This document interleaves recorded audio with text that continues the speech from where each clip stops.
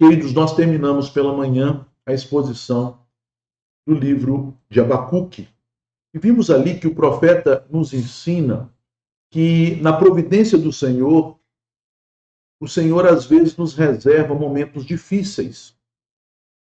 Abacuque nos mostra como devemos ter uma vida de oração saudável para enfrentarmos com fé firmada e convicta nas promessas do Senhor, as horas difíceis que o Senhor permite que venha sobre o seu povo. Outro profeta que profetizou pouco depois de Abacuque, o profeta das lágrimas, o profeta Jeremias, nos ensina também a respeito da serenidade que o cristão deve ter nos momentos de provação. Que tipo de serenidade de alma, de tranquilidade de alma, nós devemos ter no dia da adversidade? Eu quero ler com os irmãos 3 versículos para a nossa meditação nesta noite, que encontram-se no livro de Lamentações, ou livro das Lamentações de Jeremias, no capítulo 3. E nestes versículos nós haveremos de meditar sobre este tema, serenidade na adversidade. Os versículos 24, 25 e 26 de Jeremias, de Lamentações de Jeremias, capítulo 3. Diz assim a palavra de Deus: A minha porção é o Senhor, diz a minha alma, portanto esperarei nele. Bom é o Senhor para os que esperam por ele, para a alma que o busca. Bom é aguardar a salvação do Senhor, e isso em silêncio. Meus irmãos, nós estamos diante de um livro, uma grande poesia, já que cada um destes capítulos, dos 5 capítulos, são escritos no estilo poético, em forma de acrósticos, quando cada um dos versos dos 2 primeiros capítulos e dos 2 últimos capítulos inicia-se com uma das letras do alfabeto hebraico, e no capítulo central, que é o mais importante, o capítulo 3, do qual eu tirei aqui 3 versículos, a cada 3 versos nós temos uma tríade iniciada com uma letra do alfabeto hebraico, portanto, tendo o triplo de versículos dos demais capítulos. Então nós temos 4 capítulos com 22 versículos e um capítulo com 3 vezes 22 versículos, portanto, 66 versículos. Este livro, ele nos fala da situação mais terrível que uma pessoa pode viver. Eu creio que é o livro bíblico que traz o registro mais traumático que um servo de Deus teve que contemplar e registrá-lo para as gerações futuras, dentro da perspectiva e da visão que o Senhor estava dando a ele a respeito daqueles eventos. Tudo aquilo que Abacuque ouviu falar, tudo aquilo que Deus disse a Abacuque, conforme nós vemos a resposta do Senhor lá em Abacuque, no capítulo 1, a partir do versículo 5, e em especial no versículo 6, isto foi contemplado pelo profeta Jeremias. Abacuque profetizou provavelmente em torno do ano 650 a.C. E passados quase 70 anos, no ano 586 a.C., aquilo que Deus havia falado para Abacuque ocorre.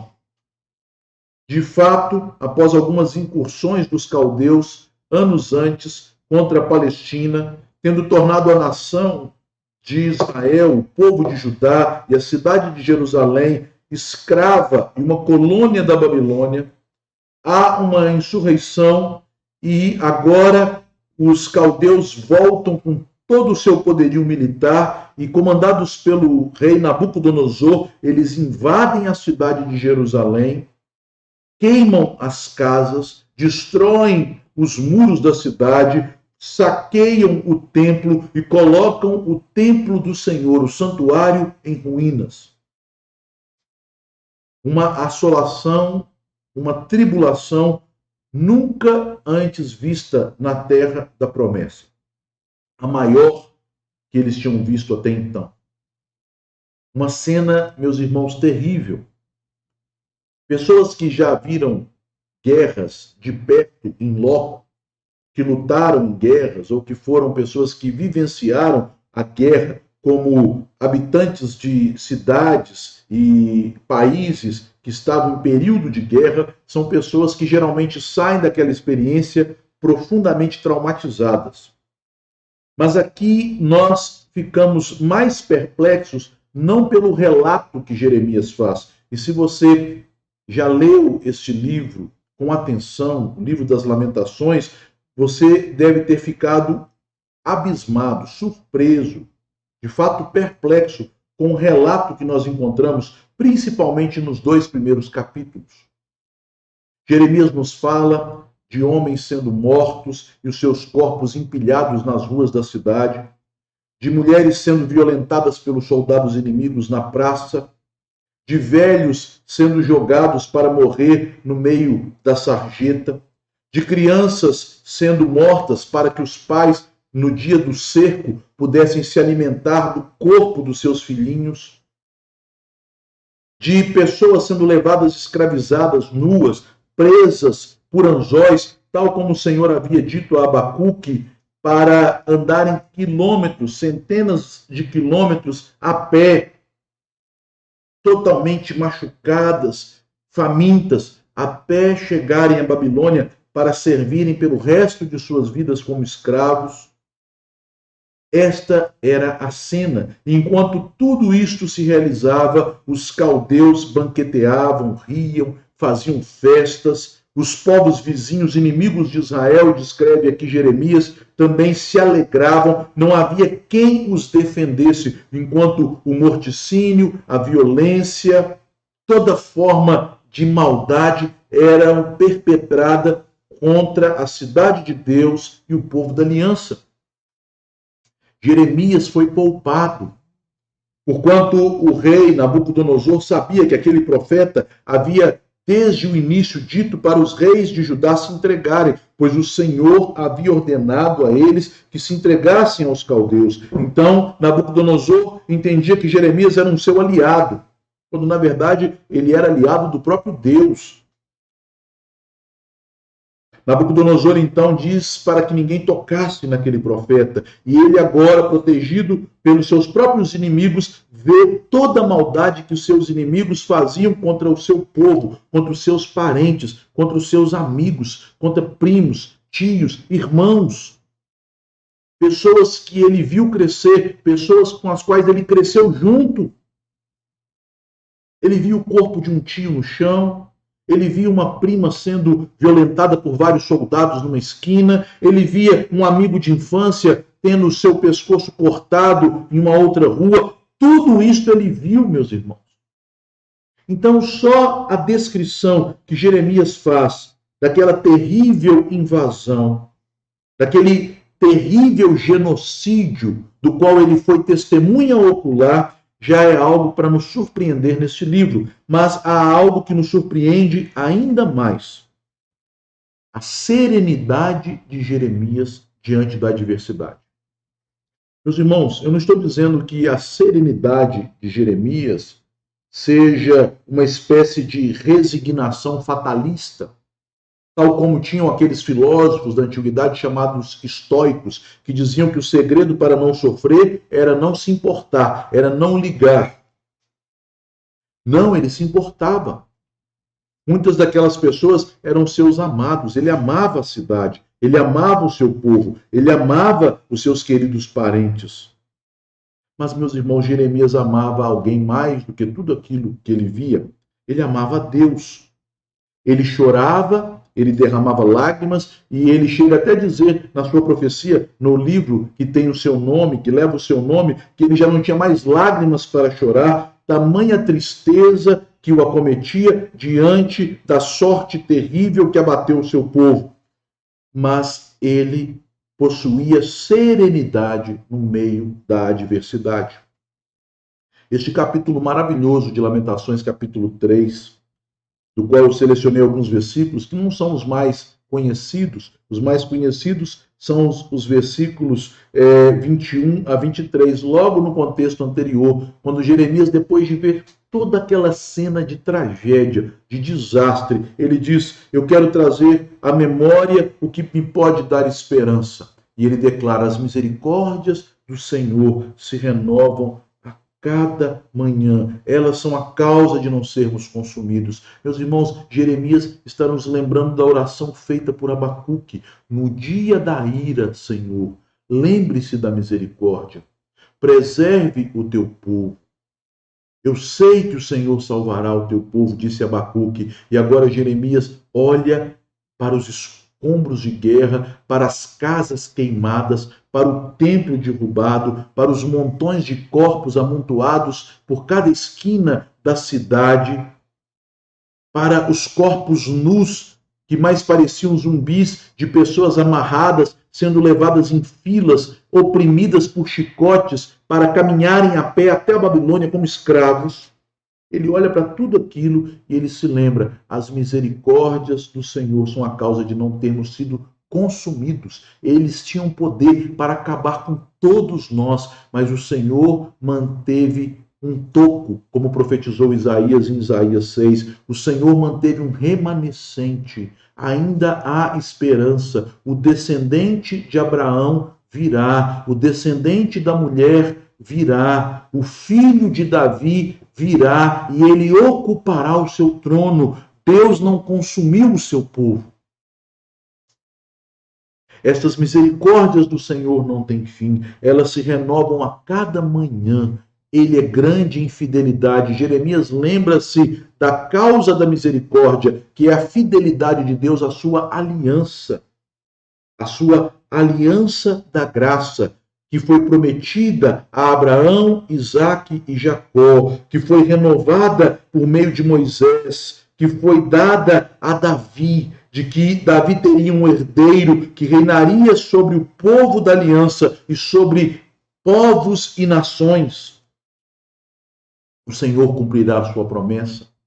Na verdade, quando Jeremias contempla as misericórdias do Senhor e a sua fidelidade, ele, pelos olhos da fé, que conhecia as promessas do Antigo Testamento, que recebera essas promessas pela ação do Espírito Santo que falava através dele, pelos olhos da fé, ele já vislumbrava a pessoa de nosso Senhor Jesus Cristo, a morte e a ressurreição de Cristo, o cumprimento cabal das promessas de Deus de salvação do seu povo.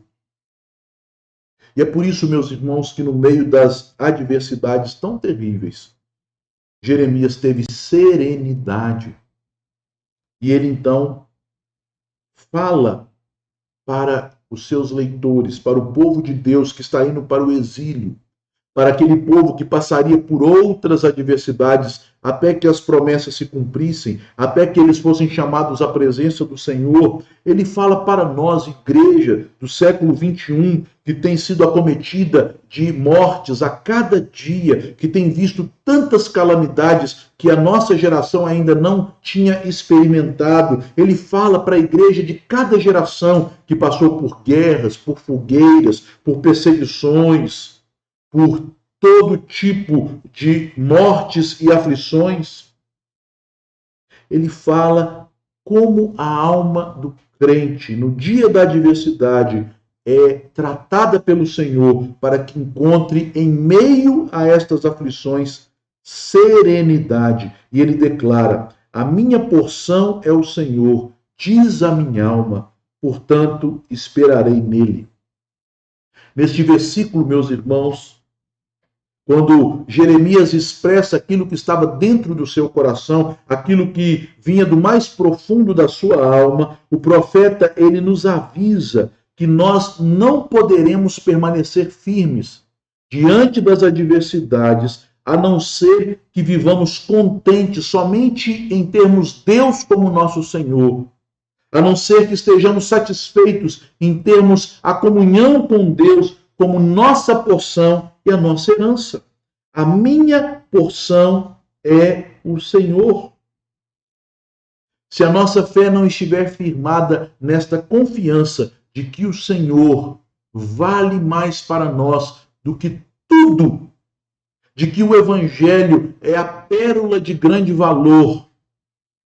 Pérola esta que, para adquirirmos, estamos dispostos a abrir mão de tudo, que a mensagem do reino dos céus é aquele tesouro que um homem encontrou no campo e que, para ter aquele tesouro, ele vendeu todos os seus bens e comprou aquele campo. Se nós não temos em Deus a porção da nossa vida, nós não encontraremos paz nas aflições.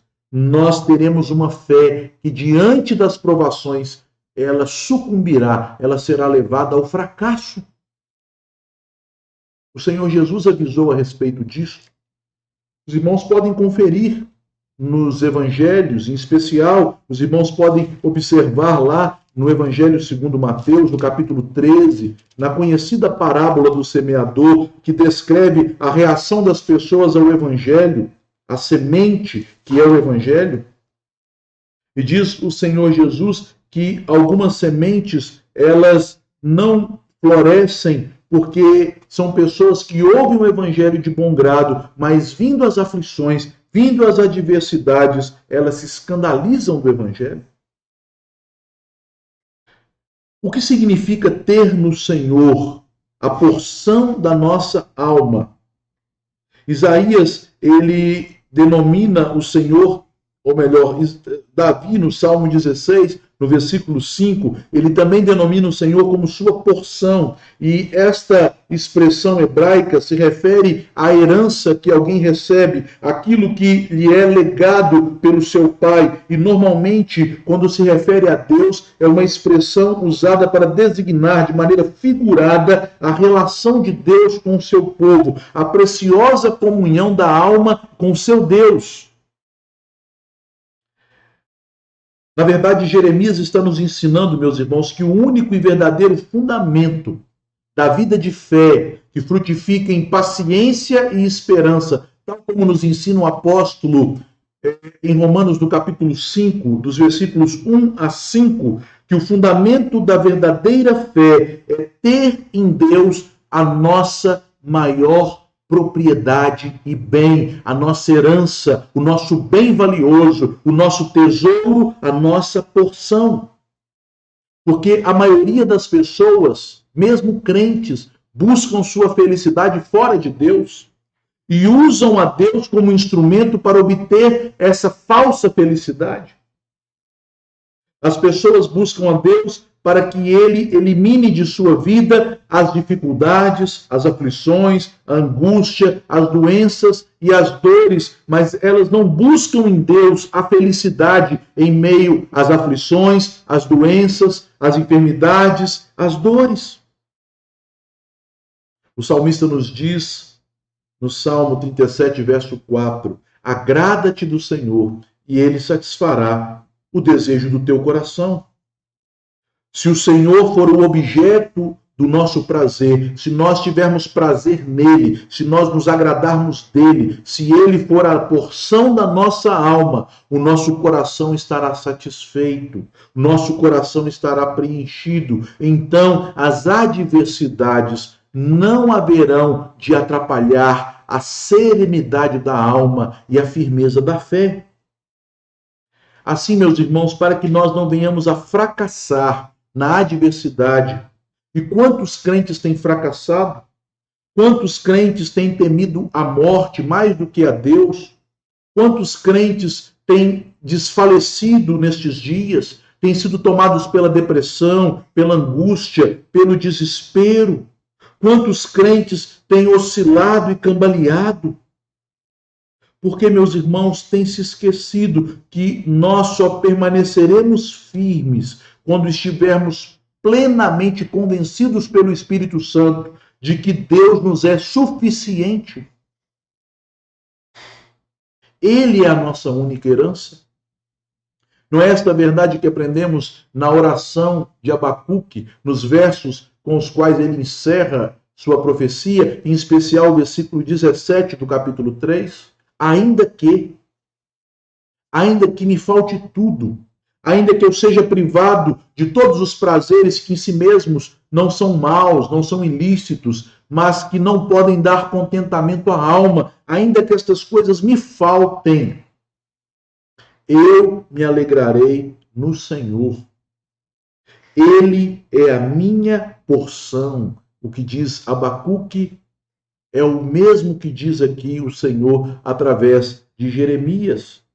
Quem não se deixa satisfazer exclusivamente em Deus se verá no momento da adversidade imediatamente tomado pela impaciência, tomado pelo medo, será oprimido pelas circunstâncias e falhará em sua fé, sucumbirá diante das provações.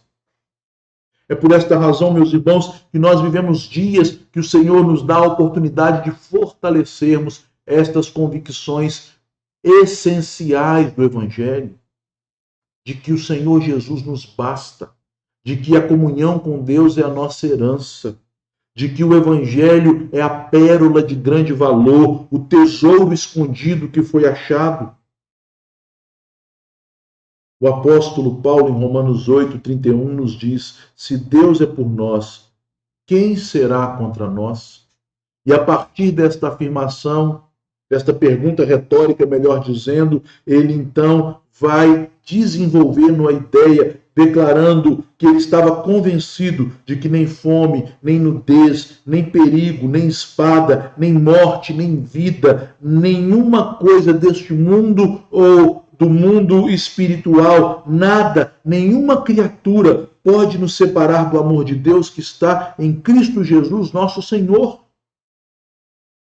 O apóstolo Paulo tem certeza de que o Senhor é a porção, a herança da sua alma, porque ele lança mão, na hora da angústia, do fato de ter sido, pela fé em Cristo, feito filho de Deus, e o amor paternal de Deus é o sólido fundamento da confiança nas horas da adversidade. Porque, meus irmãos, se Deus é o nosso Pai, conforme disse Calvino, uma frase até que eu postei ontem, se Deus é o nosso Pai, Ele é a vida dos fiéis na hora da morte, Ele é a sua luz durante as trevas, Ele é seu repouso na guerra e no tumulto, Ele é a sua abundância na penúria e carência. Se Deus é a nossa herança, se estamos ligados a Ele através da obra de Cristo e temos nele pela fé o Pai que nos ama ao ponto de entregar o seu próprio Filho por nós, se temos a prova do seu amor não nas circunstâncias, mas na cruz, pela qual o Senhor prova o seu amor para conosco, pelo fato de Cristo ter morrido por nós quando ainda éramos pecadores, Romanos 5:8, nós podemos então começar a ter paz na alma, embora as circunstâncias sejam difíceis. Chegamos então ao versículo 25, que diz: bom é o Senhor para os que esperam por Ele, para a alma que o busca. E daí, meus irmãos, nós temos a confirmação do versículo anterior. Se o Senhor é a nossa porção, se Ele é o nosso bem mais precioso, se a relação com Ele, como nosso Pai, é a garantia de que estamos seguros, apesar dos perigos e dificuldades, se isto, meus irmãos, é o esteio da nossa fé e o firme fundamento da paciência e da esperança do crente, então nós podemos buscá-lo na certeza de que Ele é bom, nós podemos esperar em sua bondade, conforme nos ensina este verso 25. Este versículo é a confirmação do que Jeremias afirmava no versículo anterior, porque Deus, diz ele, é bom para os que esperam nele. Mas a mente ímpia e carnal tende a objetar esta ideia, dizendo: como eu posso crer que Deus é bom, se Ele me permite passar por tristeza, por cansaço, por enfermidade, por melancolia, por angústia, por ansiedades, pela morte? Se Deus permite isto, como Ele é bom? Esta é a pergunta da mente ímpia. Esta é a pergunta dos ateus. Esta é a objeção daqueles que caminham da fé para a apostasia. Porque, meus irmãos, se Deus, conforme aqui nos ensina o profeta, demonstrasse sua bondade apenas em nos encher e acumular de bênçãos nesta vida, nós não seríamos aqueles que vivem pela fé. E qual foi a declaração do Senhor a Abacuque? O justo viverá pela fé. Nós cremos, apesar dos fatos que parecem provar o contrário.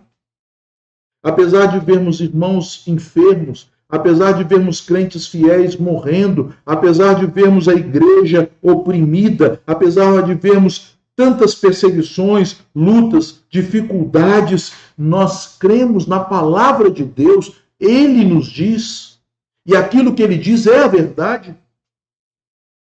Os que se guiam pelos olhos, meus irmãos, são os que não creem.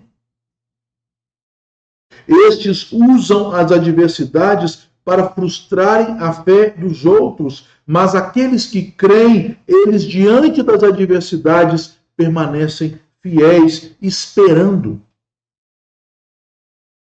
A palavra de Deus nos diz em Romanos 5,5 que a esperança, que é um dos frutos da justificação pela fé, a esperança não confunde. Nós não somos confundidos porque estejamos vivendo felizes e satisfeitos, tendo todos os nossos desejos realizados. Não, nós não somos confundidos porque, diante das adversidades, Deus, através da fé, produz em nós paciência, e a paciência é esperança, e a esperança não nos confunde, ela nos permite permanecer firmes na fé, crendo que se cremos em Cristo, que se estamos em Cristo, Deus é o nosso Pai, e Ele é bom. Ele cuida de nós. Ele nos receberá na glória. O profeta aqui está definindo para nós o significado de esperar em Deus. Esperar em Deus, meus irmãos, é permanecer crendo na bondade dele, mesmo diante das adversidades.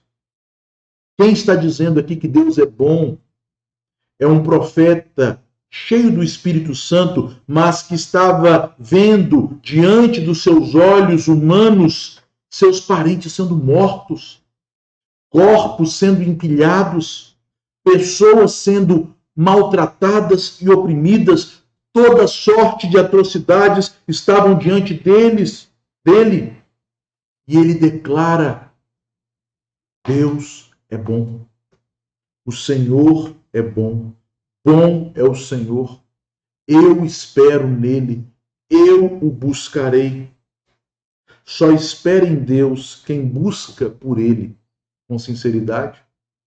Se nós víssemos as coisas acontecendo automaticamente, sem nenhuma dificuldade ou percalço, não havia motivo para exercermos uma fé na bondade do Senhor, não haveria motivo para uma esperança nas promessas do Senhor e muito menos um desejo do coração, movido pela fé, de buscar ao Senhor. Porque a alma que crê em Deus o busca? Porque quando ela vê a adversidade, os olhos da fé, que crê na palavra de Deus, coloca o coração aos céus para que ele busque a bondade do Senhor. O profeta, então, termina esta linha de raciocínio dizendo: bom é o Senhor, mas bom também é aguardar a salvação do Senhor, o objeto da sua esperança, e isso em silêncio. Aqui o profeta nos lembra, meus irmãos, que de modo algum nós devemos exigir que Deus sempre haja, que Deus sempre apareça, que Ele sempre demonstre o seu favor paternal em nossa vida, de acordo com a nossa vontade. Esta foi uma das tentações que Satanás trouxe ao Senhor no deserto, quando o Senhor padecia fome após 40 dias de jejum, andando e perambulando pelo deserto. E ele, tendo fome, Satanás vê ali uma oportunidade de tentá-lo e se aproxima do Senhor e diz: se tu és o Filho de Deus, Ou seja, se o Pai te ama, se você é o filho dele, transforme essas pedras em pão, sacia a tua fome, liberte-se da aflição, liberte-se das provações, liberte-se do sofrimento e da angústia. Meus irmãos, nossa carne sempre nos inclina a buscar a Deus com este tipo de sentimento, nos esquivarmos das adversidades. É muito triste constatar que em dias de adversidades os crentes passam a orar mais. Quando, se nós amássemos o Senhor de fato, de todo o coração, nós oraríamos sempre. A Bíblia não nos diz, ore mais no dia da adversidade. A Bíblia diz, orai sem cessar. Mas quando nós oramos assim, ávidos por uma cura, movidos pelo temor de ver um parente sendo entregue à morte, movidos pelo temor do desemprego, da carência financeira ou de qualquer adversidade que nos acometa neste mundo, nós estamos mostrando que, no fundo, nossa oração tem sido estimulada por um desejo carnal. Nós queremos que Deus se manifeste. E é muito interessante perceber esse desejo carnal, principalmente quando as orações são frustradas, quando nós pedimos e Deus não nos dá o que pedimos. Eu orei para que Deus curasse a esposa do meu colega e amigo, mas Deus a tomou, Deus a levou, 3 criancinhas sem mãe, mas foi a boa vontade do Deus bom levá-la. E o Deus bom deixou essas crianças. E o nosso coração carnal se revolta contra estas coisas. E no meio da tribulação somos tomados pela ansiedade, somos atormentados pela crise da fé. Nossa cabeça é cheia de dúvidas. E o diabo aproveita estes momentos para tirar e minar no nosso coração o amor pelo Senhor Deus, que não poupou o seu próprio Filho por nós. É nesse momento que entramos em terrível batalha espiritual, quando as orações carnais são frustradas. Mas a palavra de Deus nos adverte em Romanos 8, 24 e 25. Porque na esperança fomos salvos. Ora, esperança que se vê não é esperança, pois o que alguém vê, como espera? Mas se esperamos o que não vemos, com paciência o aguardamos. E é isto que Abacuque, ou melhor, é isso que Jeremias faz aqui, tal como faz Abacuque no capítulo 2, versículo 1, quando ele se coloca na torre de vigia. Diz aqui o profeta, bom é aguardar a salvação.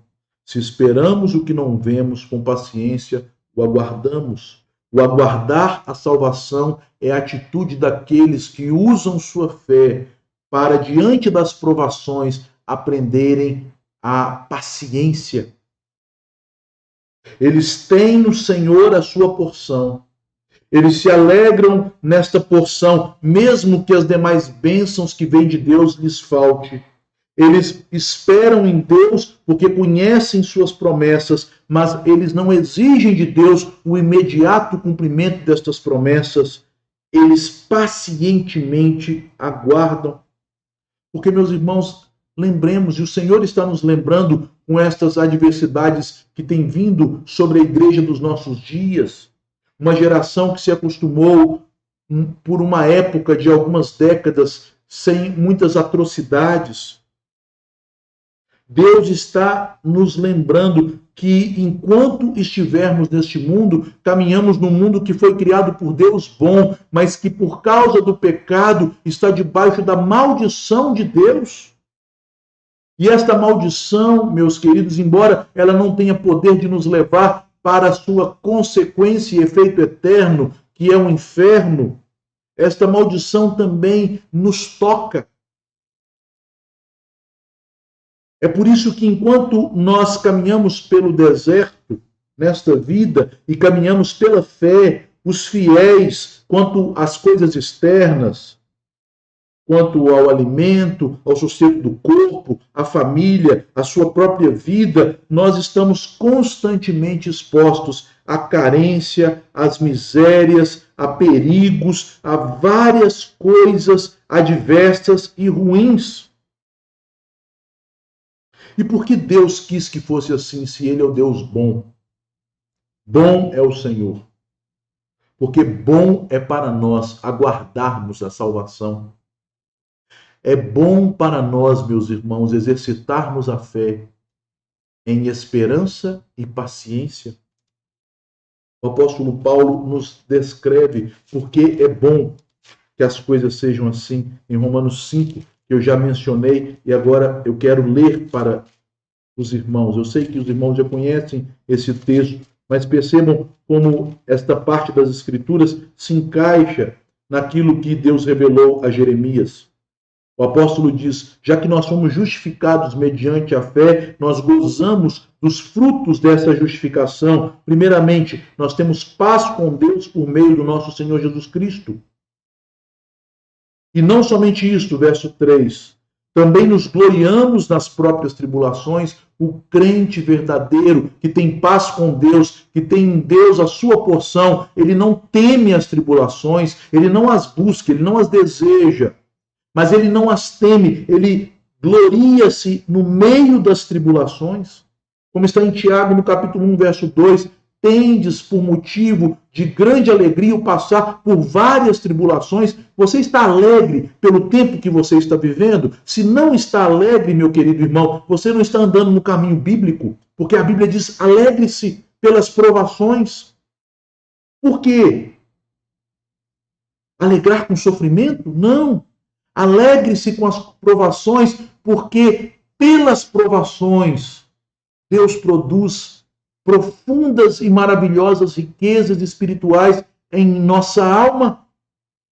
A igreja andava fria, morna, praticamente morta, mas Deus trouxe provações para avivar a sua igreja. E quantos de nós estávamos orando, pedindo, Senhor, aviva o teu povo, e Ele está avivando. Porque, meus irmãos, nós nos gloriamos nas próprias tribulações, sabendo que a tribulação, no coração daqueles que têm em Deus a sua porção, ela produz perseverança, a perseverança experiência, a experiência esperança. Ora, a esperança não confunde, porque o amor de Deus é derramado em nosso coração pelo Espírito Santo que nos foi outorgado. É nos momentos de privação que o Senhor nos faz crescer em nossa fé, crescer em nossa esperança, crescer em nossa paciência, recebermos os ricos dons celestiais, nos desapegarmos deste mundo e dos seus prazeres, que são prazeres que não preenchem nossa alma, e nos enchermos do deleite das coisas eternas. Diz o profeta, bom é aguardar a salvação, bom é exercitar a fé em paciência. Eu aguardarei a salvação. Porque, meus irmãos, que fé é esta que quer tudo para hoje, que quer tudo imediatamente? A fé é a certeza das coisas que não se veem, é a convicção daquilo que se aguarda, que se espera.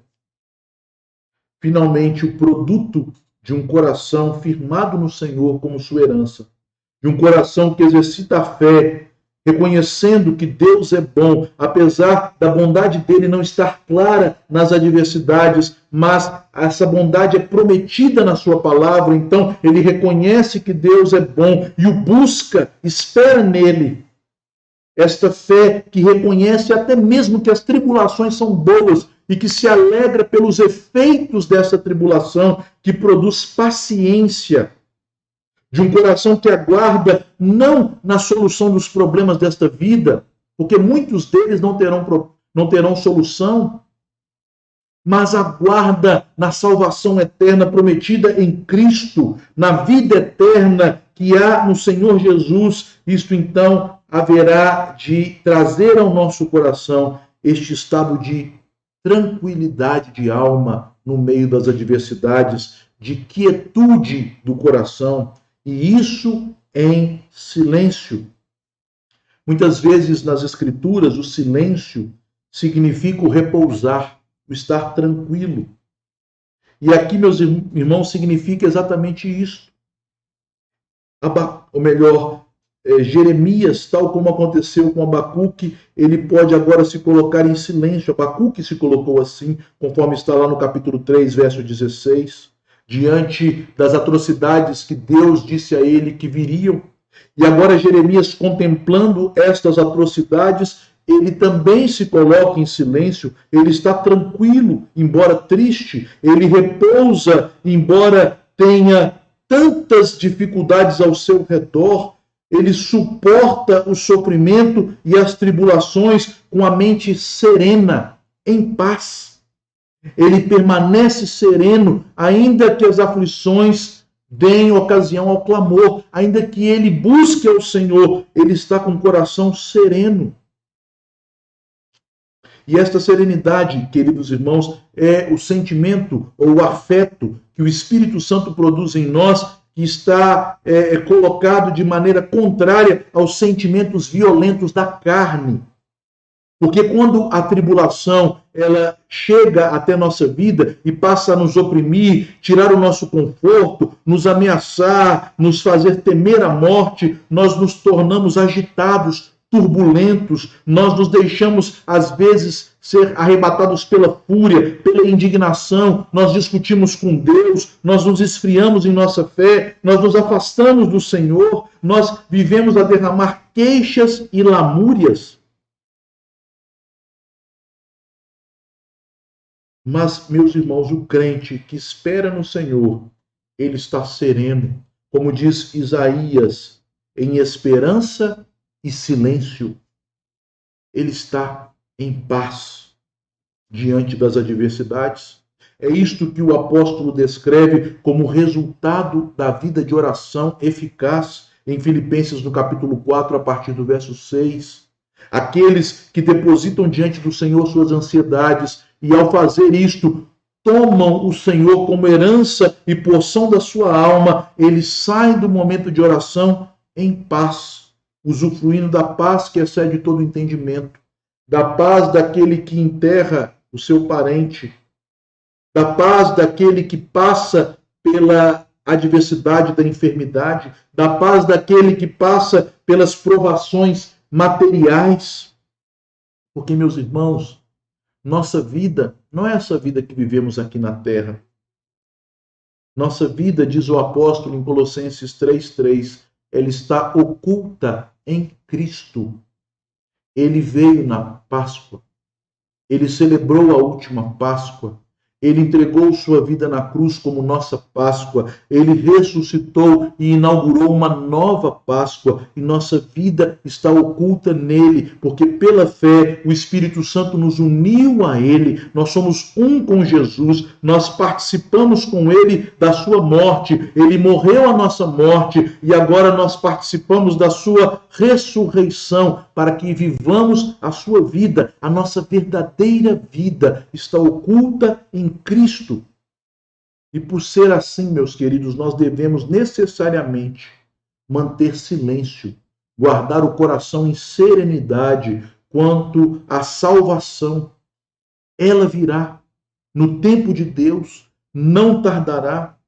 E até que ela venha, nós passaremos por lutas, nós passaremos por privações, nós teremos que enfrentar o vale da sombra da morte e nós morreremos fisicamente no dia que o Senhor determinou para cada um de nós, mas nós seremos recebidos na glória, porque nossa vida está oculta em Cristo.